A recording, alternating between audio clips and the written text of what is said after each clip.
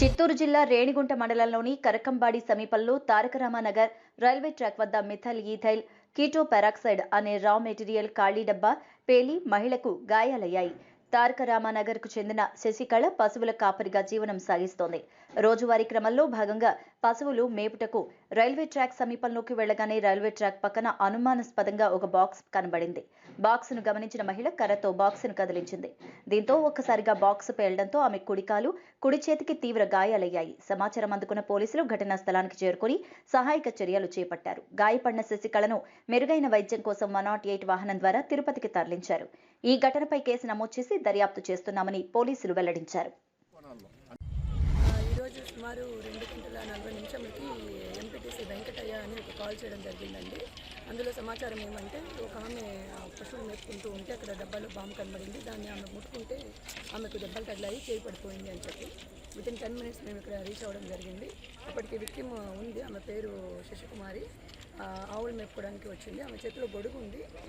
Track పక్కన ఒక 2 అడుగుల దూరంలో ఒక డబ్బా కనబడుతుంటే దాన్ని గొడుగుతోటి ఆమె కలబెట్టినట్టు దాంతో అది బ్లాస్ట్ అయిందని చెప్తున్నారు. ఆ విక్టిమ్కి రైట్ సైడ్ చెయ్యి కొంచెం ఫింగర్స్ తెగిపోయి ఉన్నాయి. ఆవిడని ట్రీట్మెంట్ కోసం హాస్పిటల్ పంపడం జరిగింది. ఇది ఎక్స్పర్ట్స్ వస్తున్నారు, దీనికి సంబంధించిన సమాచారము ఫర్దర్ చెప్తారు.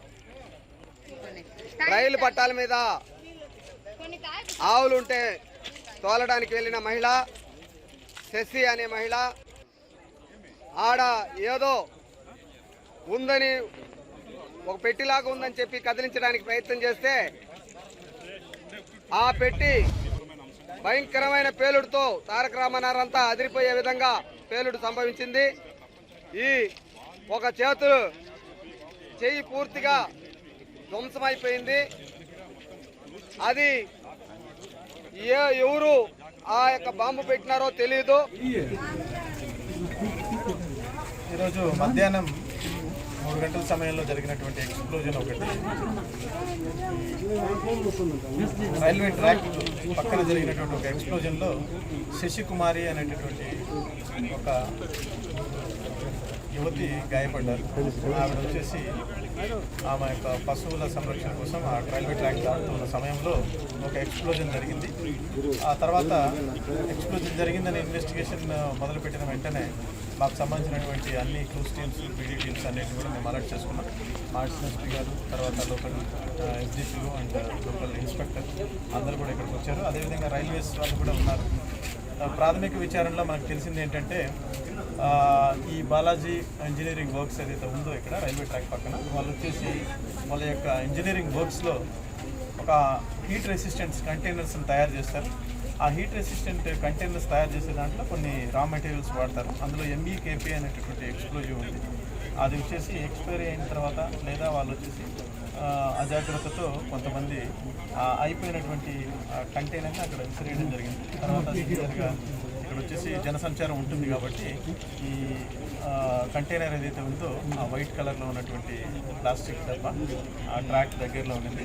ఆవిడ మనకు అందినటువంటి ఇన్ఫర్మేషన్ ప్రకారం తన దగ్గర ఉన్నటువంటి గొడుగుతోటి దాన్ని ప్రెస్ చేయడం వల్ల దానికి ఎక్స్ప్లోజివ్ క్యారెక్టర్ ఉంది. సో దానివల్ల దగ్గర నుంచి ఎక్స్ప్లోజన్ జరిగింది.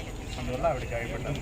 ఇందులో ఎటువంటి అందరం ఆలోచించిన విధంగా ఏదో అంటే ట్రైన్ ట్రాక్ని ఏదన్నా డిరైల్ చేసేదానికి కానీ లేకపోతే తీవ్రవాద చర్య కానీ అటువంటిది లేదండి. ఇప్పుడు మాకున్నటువంటి సమాచారం ప్రకారం దొరికినటువంటి మెటీరియల్, క్లూస్ టీమ్ ఎవిడెన్స్ వీటన్నిటిని అసెస్ చేసుకొని మేము ఇమీడియట్గా అన్నీ అసెస్ చేసుకున్న తర్వాత మేము కంప్లీట్ కన్క్లూజన్ తర్వాత ఈ ఇంజనీరింగ్ వర్క్స్ వాళ్ళైతే ఎవరైతే ఉన్నారో వాళ్ళు వచ్చేసి ఈ మెటీరియల్ని కూడా సర్టిఫై చేసి ఉన్నారు. They have licences, but there are certain lapses are there. అది జరగకుండా ఫ్యూచర్లో ఇటువంటి ఇప్పుడు అదేవిధంగా మార్నింగ్ నుంచి కానీ చూసుకున్నట్లయితే ట్రైన్స్ మూవ్మెంట్ కూడా ఖచ్చితంగా ఉన్నింది.